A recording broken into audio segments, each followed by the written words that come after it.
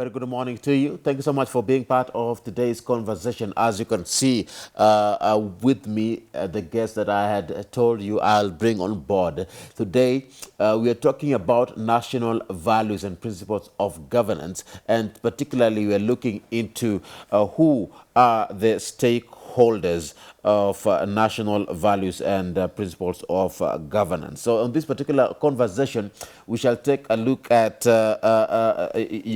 what it is there that their roles, what are the roles of the stakeholders in this particular issue. Remember, we are coming to you live from the broadcasting house here in Nairobi, Kenya. We're also live on our website. That is at www.kbc.co.ke/Y254. Ensure that you engage with us. Let us know where you're watching us from, and I shall sample your feedback as we continue with today's conversation. My name is Ram Aguko. As always, it is a pleasure. The hashtag is Y in the morning at Ram Aguko, that Y254 channel. Today, I'm joined by Emelda Mogoi. She is the Assistant Director at the Directorate of National Cohesion and Values. Karibu sana, Emelda. Thank you, Ram. Powerful name. Yes, thank you. Thank you. Thank you for giving us this opportunity. So, Yes. we're wondering, who are the stakeholders? We've always talked about this, and let me just get it from you in your opening remarks as we start this conversation. Who are the stakeholders that you're talking about here when you talk about national values and principles of governance? Okay, thank you, Ram. First, let me look at the name stakeholder. Yeah. Stakeholders, in terms of promotion of national values and principles of governance, they are persons or institutions who have been charged with the responsibility of promoting national values and principles of governance. And I want us to refer, many times Kenyans think that it's only the government that has been charged with that responsibility. But the Constitution comes out very clear in Article 10 of the Constitution, where it says that national values and principles of governance, they bind all state organs. They bind all state officers, they bind all public officers, and all other persons. Yeah. And what actually comes out is that all of us, right from the government to individuals, we are all stakeholders in the promotion of national values and principles of governance. So the Constitution itself already puts us in automatically. Yes, yes. And I'm looking at the particular sections of the Constitution. Yes. And I was reading that article that you've said. Yes. And it is quite interesting because we all play a role, though differently, though uniquely also, but we all play a role. Article 10. I'm looking at part A, where we're looking at people who bind all people who apply or interpret the Constitution. Yes. Looking at part B, where we are looking at enacts, applies, or interprets any law. Where people who make or implement public policy decisions. And if we are looking at all these particular stakeholders,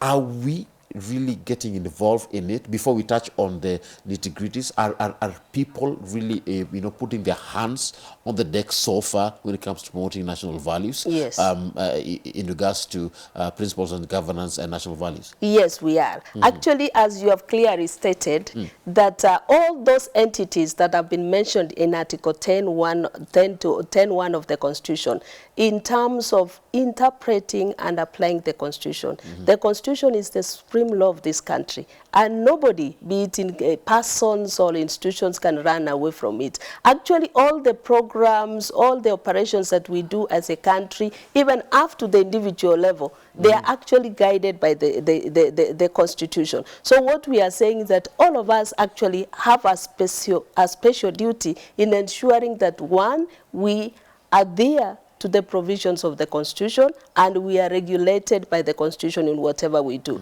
So there is nobody who has been left out. And in terms of enacting there is the enacting, interpreting, and even applying the law. All of us, from the corporate level, from government up there to the individual level, all of us are governed by various laws in this country. So we cannot run away. In terms of public, implementing public policy decisions, even at the private sector. Yeah. The private sector, for example, if you want to establish a school, you have to be guided by government policies. So all entities, from the government to individuals, all of us actually have a key in ensuring that we promote national values. So when you talk about these stakeholders, Yes. you've clearly defined who they are, Yes. what a stakeholder is. Yes, yes. Now, who are they?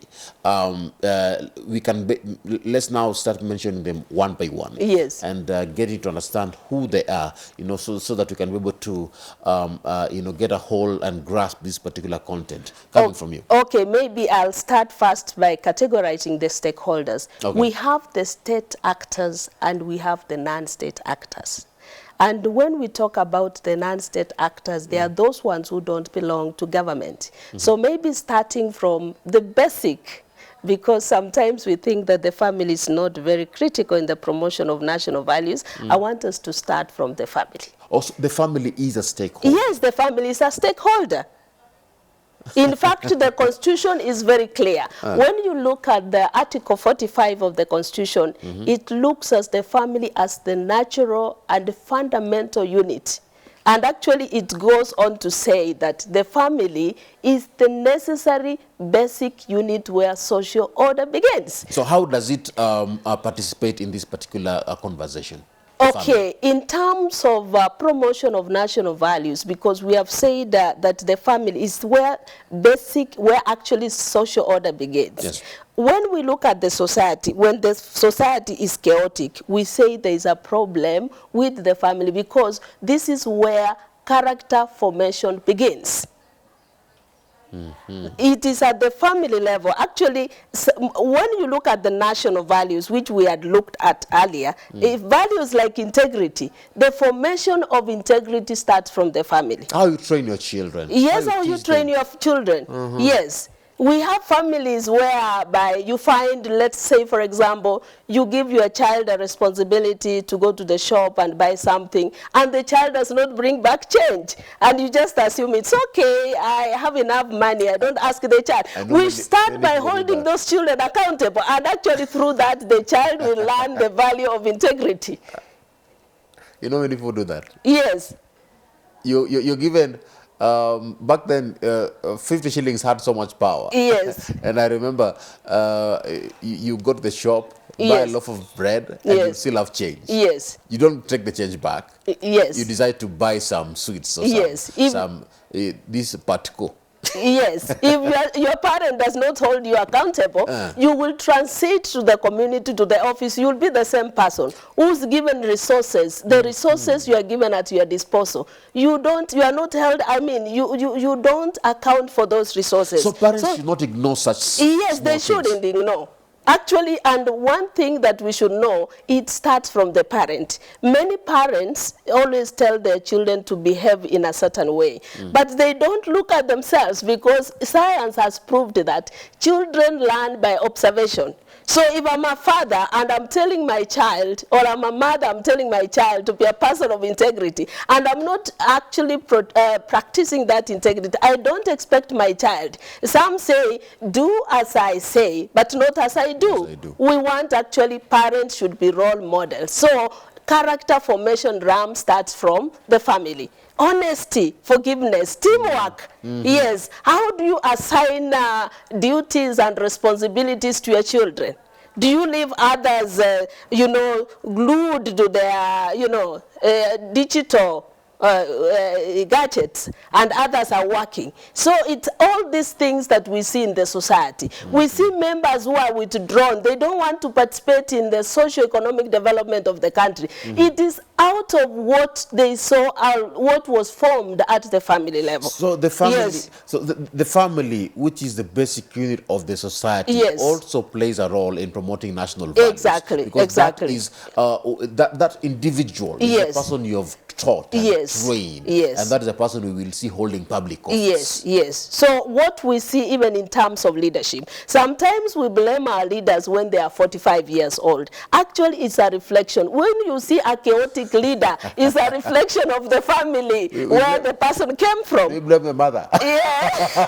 No, it's not the mother, it's both parents. The father. Yes, I know sometimes our culture is against women, but it's both parents. They have been given a responsibility to be role models. You're right. And to bring actually up members of the society who are effective and who can bring change in the community. There are people who like, Yes. it's quite an interesting joke. Yes. When I attended a particular wedding Yes. during the weekend.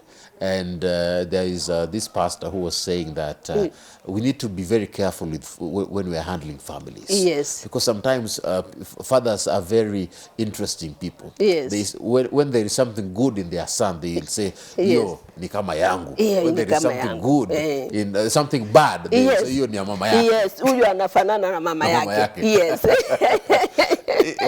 We need to change this narrative. Yes. All right. Which other stakeholder do we have? Okay, another stakeholder is the community. Immediately, the family plays its role.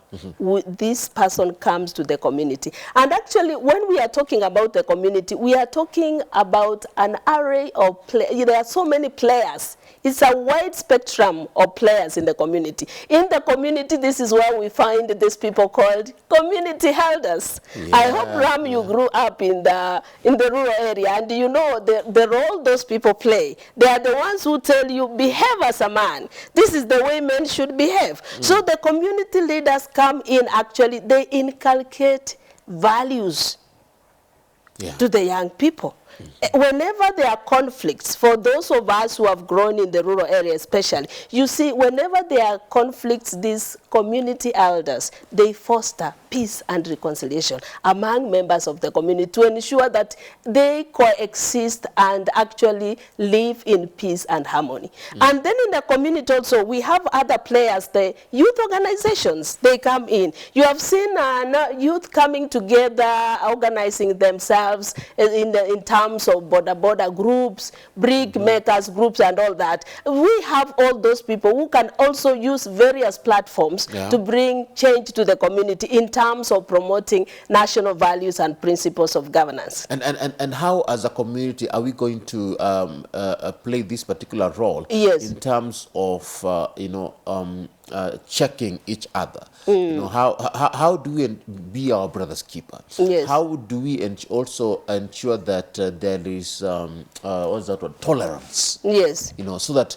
you know very well that this is that person. I know their background. Yes. I know their family. Yes. I know who they are, what they are. Yes. And of course, person A and person B are not of the same social standing. Yes. How does the community now play a role? The community plays, for example, I've mentioned about the various groups that exist in the community. For example, youth groups. By coming together to form groups, you know, these groups like the border groups, you have seen a number of them in town here. They come together, they form chamas. So through the chamas, actually, they learn to appreciate each other. Yes, this one is drawn. The chamas normally draw their members from various diverse backgrounds. So when they come together, they are able to appreciate their diversities. Another thing, you see the various youths, they engage in games. In fact, if you see them playing, you will hardly know that this one comes from Luoland, this one comes from... So there are various programs they put in place to ensure... So the youths are also stakeholders? Yes, they are stakeholders. And they are community members. And the community also is a stakeholder? Yes. Wow. Yes. Let's touch on the youths also. Yes.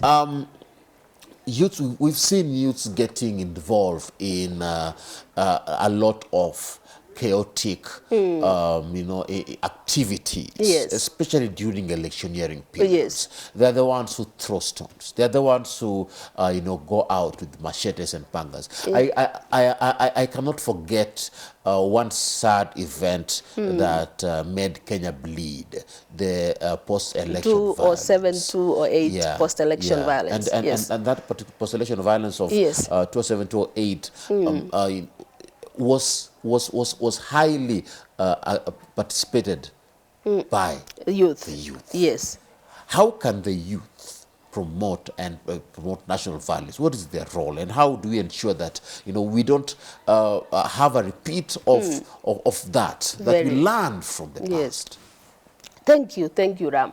I think before maybe I mention some of the specific roles that the youth can play, I just want us to have a brief understanding of who these youth are. As we understand, youth form a critical mass of the population. Yes, in fact, the bigger percentage of our population are the youth who are between 18 and 35. And these people have a lot of energy. They also have what we call elaborate social networks in terms of the platforms, the way they communicate, for example, using WhatsApp, Skype, MySpace. There are so many. So I just want to make it clear that youth can use the social networks that they have to pass messages of national values and principles of governance. Yes, you see, actually, somebody was mentioning, I read somewhere, that youth have an affinity to technology because they actually, they are very literate in terms of using this technology. Instead of looking at other programs which don't contribute to any positive development in this country, they can use the platforms to pass information. Yes, to a wider audience. Because actually it is these social media platforms that connect one youth to another. And through that we can also share ideas and connect in some of these virtues. Wow. Also, I've seen a number of youth, especially after the post-election violence, the 2007, 2008 post-election violence, some young people came together and formed groups. They actually came up with initiatives. Like I remember there is this initiative, peace initiative called Chagua Amani Zuia Noma. Yes, which actually benefited a lot of people in Mount Elgon, quite a number of areas in the slums. And these young people were preaching messages of peace, which actually were geared towards uniting Kenyans. They were also giving out their items like food, clothing, and all that. So youth actually, they can be mobilized in a positive way to promote national values and principles of governance. And how can we do that, considering also the fact that we are living in times where youth also need money, economic times. The same youth are crying. They're saying, you know what? If someone comes to me and gives me 100 shillings to go and throw a stone somewhere, I will take it because I don't have food on the table. I think a number of youth maybe are not aware that the government has actually given them a very big consideration in terms of empowering them. So we can use these youth groups and we sensitize them on what the government, especially the affirmative action funds, like the Youth Enterprise Development Fund. So in their groups, they can also be encouraged because of the high unemployment unemployment rate among the youth. They can be encouraged to engage in economic activities. Like for example, I have mentioned about the boda. They can actually be sensitized to using their groups or various youth platforms on how they can engage their border business, brick making, and how they can access those affirmative funds from government. And also promote financial literacy. Yes, financial literacy. Wow. Yes. Wow. Yes. So one stakeholder, the family, the youth, the community. Yes, we also, the faith-based religious institutions and the faith-based organizations, very critical.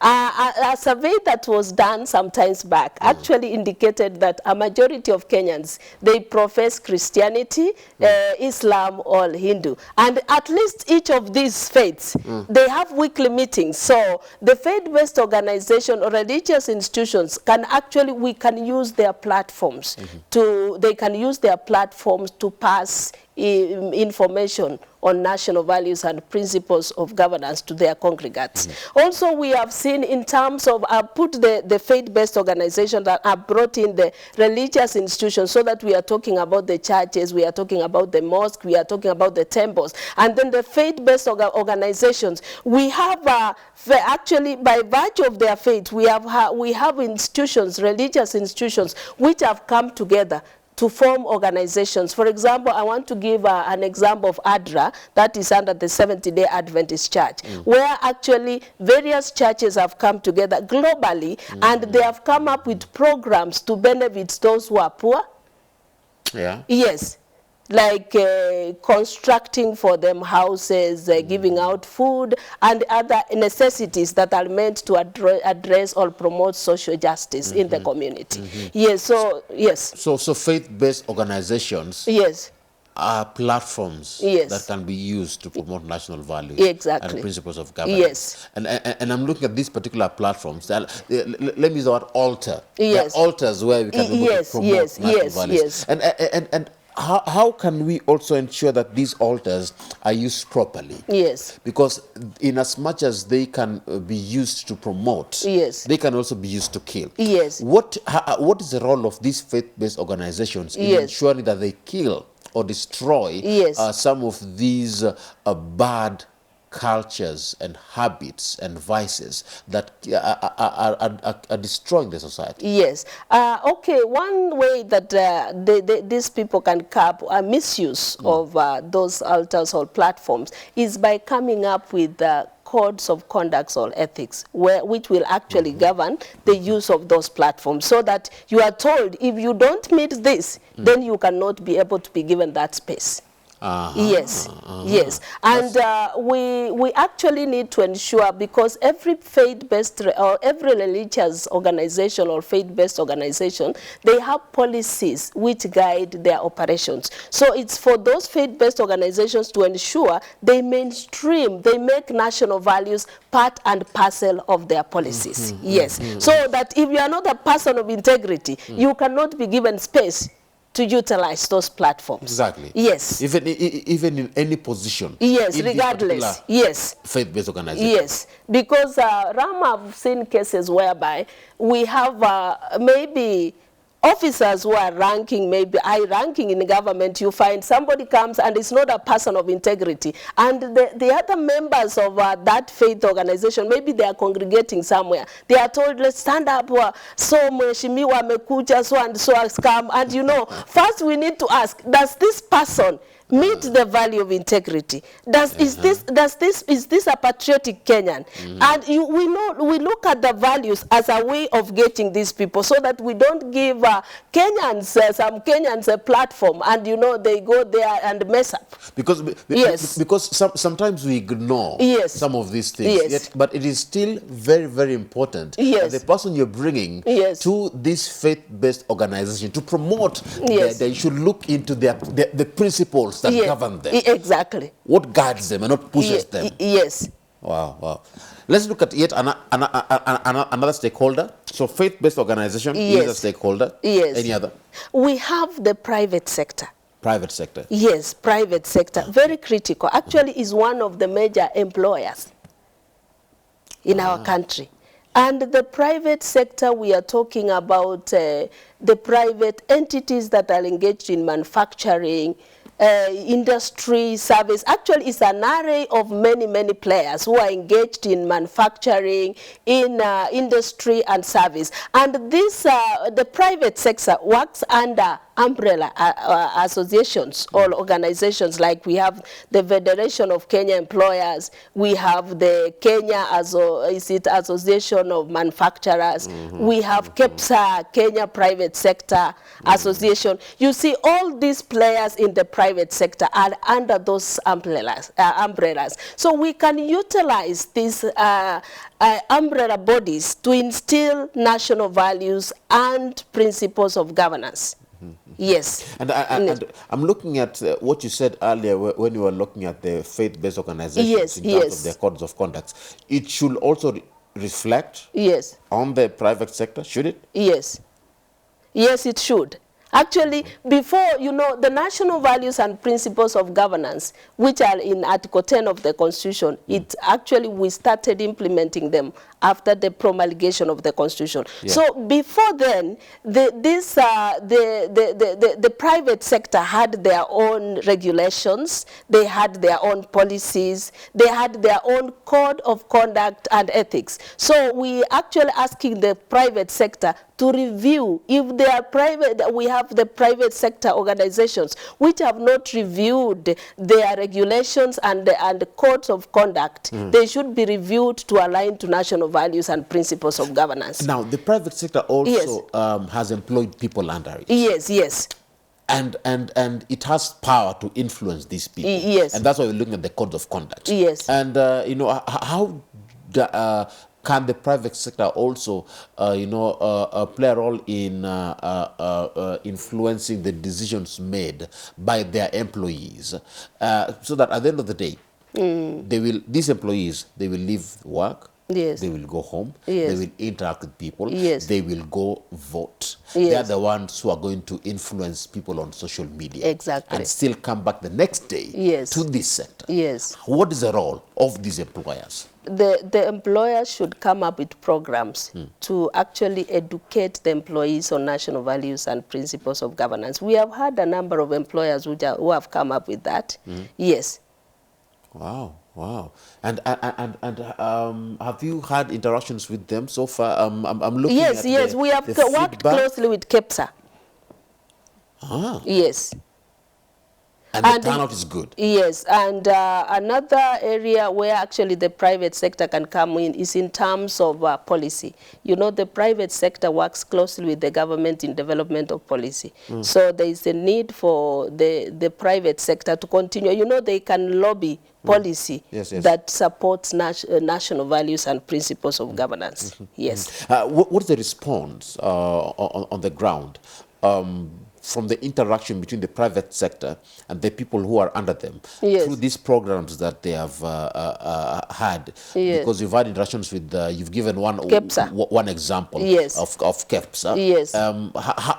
What's the response on the ground from the employees? Yes, you know, this is because I've said the private sector is quite a wide spectrum. Yes, I may it is. not exactly, but from what we hear from the Just from Kenyans, what you hear, yes. Actually, national values are very key in terms of enhancing productivity in the various organizations. Yes. Would you say that there is an improvement? That Yes, yes, the there is an private sector, yes. through the initiatives that they have made, Yes. that there is an improvement Yes. with their people? Yes, I can say that for those ones who have implemented the national values and principles of governance, but I may not get to what extent. Yes, To you what know, extent? yes. What would be your word of advice to the private sector that has not yet started Yes. some of these initiatives and programs? Yes. So the advice is that they embrace the national values and the principles of governance as soon as possible. Because actually we look at, for organizations that have embraced that in terms of efficiency and productivity is very high. Because an organization that embraces national values, you know, we are talking of integrity of employees, you know, you are talking of respect for employees. So my advice to the private sector is that they come up with programs and activities to promote national values and principles of governance. Exactly, And also, as I indicated earlier, they also review their policies to align to the national values and principles of governance. Yes. And another thing is come up with mechanisms to hold the employers accountable. Yes, because if you don't, you are not held accountable. Then you say there's no need of practicing these values. Yes. You need to hold them accountable. Yes, you need to be held accountable. Even though you are not held accountable, you say, even if I do this, nobody will ask me. Yes, so they need to come up with a way of enforcing the national values and principles of governance among the employees. That's now that we talk about different sectors. Yes. I'm looking at the education sector. Yes. Does it also play a role in promoting national values and principles of governance? Yes, very critical. I know most of us look at the education sector as just enabling our young people to acquire knowledge and skills, but the educational sector goes beyond there. In fact, if you look, there is a scholar who talks about the 3 domains of education, and he talked about this, the cognitive domain, whereby you are talking about, you know, students gaining knowledge. We have the psychomotor, which is about skills, and then we have the affective domain, which is very critical, and this is where we have the national values coming in. That the education is not only meant to enable the learners to gain knowledge and skills, but it goes beyond that to changing the behavior or the attitudes of the learners. So the education sector is very critical. And that is why the government has taken it seriously. Under the CBC curriculum, I hope you have gone through that. The CBC curriculum has a key pillar on values. I have gone through it. It is a very interesting curriculum. Very interesting. Yes. For lack of a better term, I don't know which word to use to describe it. Yes. Very interesting. But it is promoting national values. Yes, it is. And do you feel like at some point we need to have more training in our institutions that promote national values? Yes. Of course, the CBC is there. Yes. Do we need to have like some particular time set aside for such kind of a conversation? Exactly. Yes, that is very critical. Actually, we need to get away, and already institutions are doing that. We have Amani clubs in schools, which we can utilize as a platform to reach the students on national values. Also, the teaching staff, they can also be taught on national values and principles of governance. So they in turn teach their students. Yes, yes. Powerful word. I love how you're bringing it up. Yes. And it is upon us as a society to ensure that whatever our children learn in school, we also find out. Exactly. Because as parents, you know, they should also get involved and find out how was it in school? Yes. What did you learn? What principles were you taught? Exactly. That can make you a better person? Exactly. Wow. And you see, I just love the educational institutions. You know, this is a place, actually, when you look at the national goals of education, they bring out clearly. One of them is that promotion of nationalism, fostering cohesion and national unity. You know, it comes out very well. Actually, when you look through the national goals of education, they bring out those values. Yes. They do. They surely do. Yes. Let's take a look at something else. You know, when you said national goals of education, I'm looking at how some parents don't know what their children are learning. Yes. They have no clue. Yes. And I think parents should also pick up that book. Whatever your child is learning, you know, get to know what your child is learning in school. Exactly. So that you can be able to also get involved in that particular conversation, because the family is a stakeholder. In fact, that's true. And you see, what happens in most parents are just keen on grades. What did you get? Yes. But do you see this child who has been out for the last 3 months? Is there any change of behavior in the way this person treats others, interacts with others? So actually, we should monitor what our children learn. That's very critical. Let's look at yet another stakeholder that we have on board. You've talked about the private sector. Yes. Or we've looked at the education sector. Yes. I want us to look at the state organs. Yes. And, you know, what is the role of stakeholder organs in promoting national values? Okay, state organs have a very critical role in terms of prescribing oath of office. You see, every officer, every state officer, before is given that opportunity to occupy an office, should swear an oath of office that includes upholding the Constitution and also ensuring that adhering to the national values and principles of governance. So the state organs, they have a responsibility, one, to prescribe that oath of office. That includes upholding of the Constitution. Number two, the state organs should also come up with, with codes of conduct which will govern the members in their conduct. And also they should come up with a way of holding the state officers accountable. Yes, for compliance with national values. And that is where we also need to kill corruption. Yes. Yeah. And that's how we kill many vices that are ailing the state organs. Yes. Through doing that. Yes. All right. So before we proceed, I would like you to engage with us. The hashtag is Why in the Morning.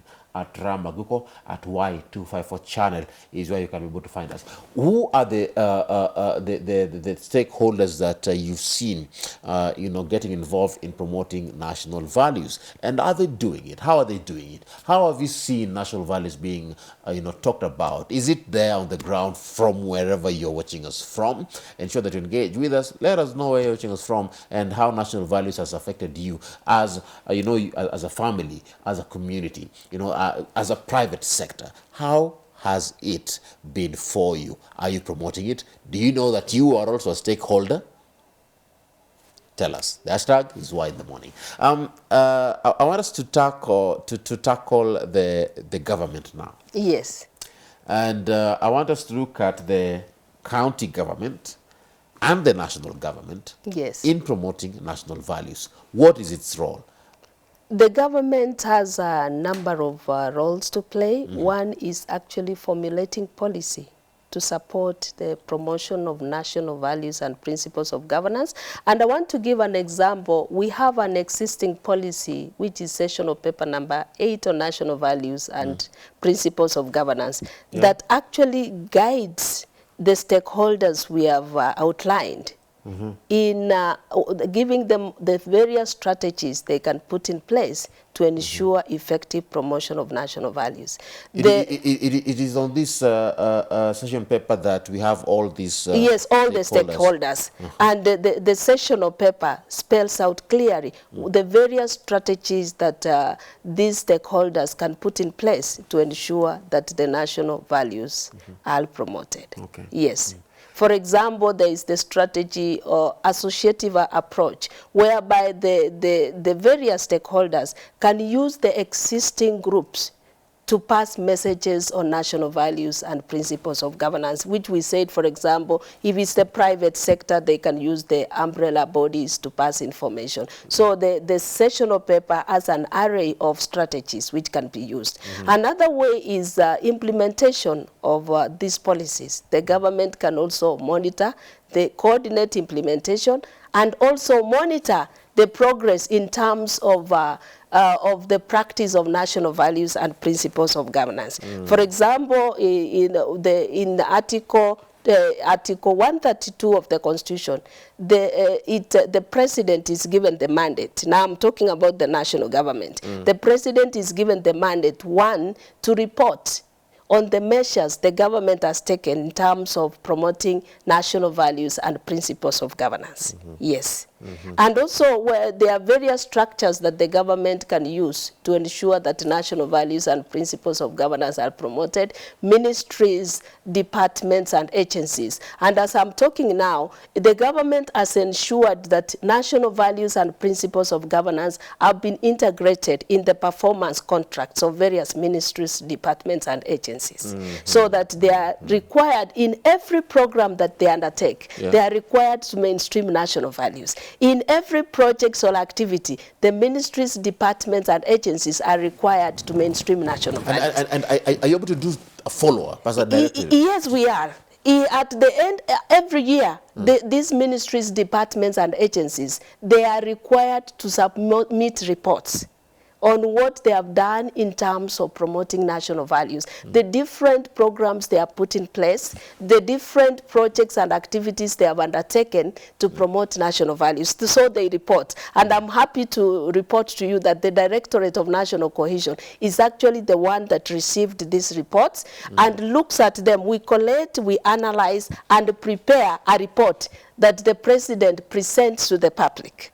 Yes, every year the president gives a State of Nation address on what the government has done in terms of promoting national values and principles of governance. So you see, from the policy to implementation to monitoring and reporting, the government is there. Yes. Wow. So we've touched on the government. Any other stakeholder that is involved? Yes, yes. We have professional bodies, very critical. Professional bodies? Yes, we are talking about bodies governing different professions. Yes, which actually articulates the different interests of different professions. Like now, for example, we have the Law Society of Kenya. We have the profession that governing the practice among doctors. We call it the Kenya Medical Practitioners. Yes, we have that. We have the engineers, but we have quite a number of professions that govern and give direction in terms of the practice of a certain profession. So we can also utilize these professional bodies through the training, through registration and the activities to pass messages of national values and principles of governance. These bodies also, they have their code of conduct and ethics.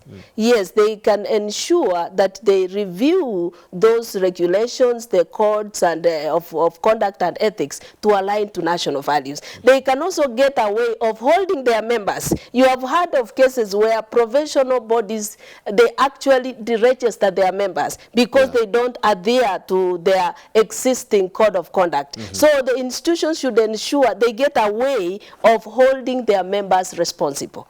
Yes, yes. And all these members also include its own leadership? Exactly. Even as you're looking at its own membership? Exactly. Even the leadership is there. Because when we looked at the national values, Article 10(1) indicates that there is nobody who has been left out. Yes, so even the leadership should be guided. Yes. Because some of these wrangles in professional bodies sometimes fight national values. Yes. And they should try to, ensure that they put their members to toe the line. Exactly. Yes, so there is nobody who's left out. Wow. And the Constitution has clearly said that in Article 10(1). Yes. Another stakeholder that we've not mentioned? Yes, the civil society. Civil society? Yes. It's also a stakeholder? Yes, don't look at them from the negative side. I did not. The civil society is very critical. And yes, we are not talking of demonstrations. We are talking about the civil society taking up civic education to the members. You know, this civil society, the way they are structured, they go all the way to the grassroots. So they can easily be used as channels to pass messages of national values and principles of governance. Yes, and you know, we have quite a number of, for our directorate has prepared a number of information communication materials on national values. So we can utilize the channel of the civil society organization to ensure they actually take this they are called information education materials, to the grassroots, so that Kenyans can be educated on national values. Also, the civil society organization, they can come up with their own information education materials, which they can give to Kenyans on national values and principles of governance. Wow. Yes. So everyone is in this. Yes, everyone is left behind in this conversation. Nobody is left behind, and that is why the Constitution clearly said that all of us are bound, and we have a responsibility to promote these national values. Another stakeholder? Yes, political parties. Yes. I'm looking at the campaigns that we are looking into. We are coming to an electioneering period. Yes. And we are going to be seeing so many political parties coming up. Yes. Some will merge. Yes. Others will, of course, divide. Yes. Go separate ways. These political parties, even though they are coming up, merging, dividing, they play a role. They play a role. How do they do it? How can they play, promote national values? One, we need to look at the political parties. Each political party has an ideology. They have manifestos where they are telling Kenyans, this is what we'll do, this is how, you see. So one way is to ensure that in those ideologies, the manifestos, and all the activities these political parties engage in, they need actually to reflect national values and principles of governance in their ideologies, manifestos, and all activities. These political parties also have members drawn from diverse areas in this country. These members need to be held accountable. So the political parties need to come up with a way of holding members accountable for compliance with national values. The political parties also, they have their policies. They need to ensure that their policies support the promotion of national values and principles of governance. The Political Parties Act. Yes, it has to speak to the national values and principles and governance. And not only speak, but it should be implemented. You know, sometimes we have those things there, but they are not implemented. Yes, so they have to track and ensure that that the act is implemented effectively. It should not just be on paper. Yes, it should not be on paper. You know, Kenyans are used to having so many papers, but at the end of the day, they don't translate to anything. There is someone who told me last week that Kenyans are good at coming up with good paperwork. Yes. You look at what they're doing and you can be very impressed. Exactly. But now when you tell them now, okay, so this is what you've told me you can do based on this particular document. Do it now. Let me see. Yes. And they'll be like, no. Yes, that is it. And maybe another way, because we have many political parties, also the political parties, they need to come up with programs, sensitization programs, whereby all their members are sensitized on Article 10 of the Constitution. Yes. Yes. Any other before we Yes, we have another stakeholder is in the area of art and music. Musicians, very critical in the promotion. Yes, we are coming in. Huh? Yes, musicians, artists, they are very critical. Those in the entertainment industry. The songs we sing. Yes, the songs. Like when I listen to a song like Tushangilie Kenya, that song actually, it is loaded with national values. Tushangilie Kenya. One, it tells you about patriotism. So those in the art, entertainment, music industry, they can come up with messages. Yes, messages on national values and principles of governance. Our artists should not just sing. Yes, not just sing. Yes, what message are they passing? Yes. And this is why Y254 promotes Kenyan content. Exactly. And while we promote youths. Yes. And you're telling youths, if you're going to produce a song, produce something that has content. Exactly. If your videos you're going to produce a video that has content. Yes. You're not just singing. Exactly. Because at the end of the day, there has to be a message you're passing. Exactly. They play a role. They play a role. Art and music. Even pictures.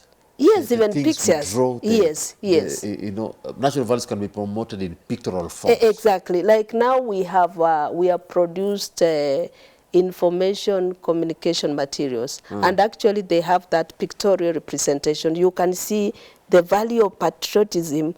It is represented in a graphic form. So you can see somebody doing something that actually shows that this person loves the country. Wow. Yes. People who love their country. Yes. And you've reminded me of a particular conversation that I was having actually today in the morning. Yes. People who love their country based on our sports people. Yes. Our sportsmen. Yes. They go outside there, they carry the Kenyan flag. Exactly. Are they also stakeholders? Yes, they are stakeholders.